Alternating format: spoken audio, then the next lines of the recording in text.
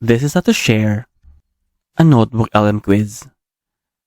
From your dashboard, you can create a new notebook or open an existing one. We'll open this notebook, and from your studio panel, choose a quiz you want to share. Then click these three dots right here. Click share.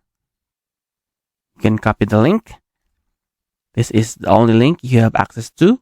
And if you want to share this link, go to share this notebook and add people or groups. You can add an email here. For instance, this one.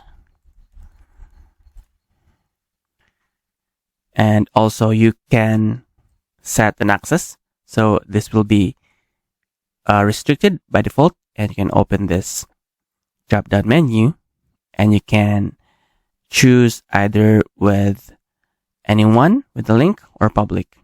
I'll choose anyone with the link and start sending your NotebookLM quiz,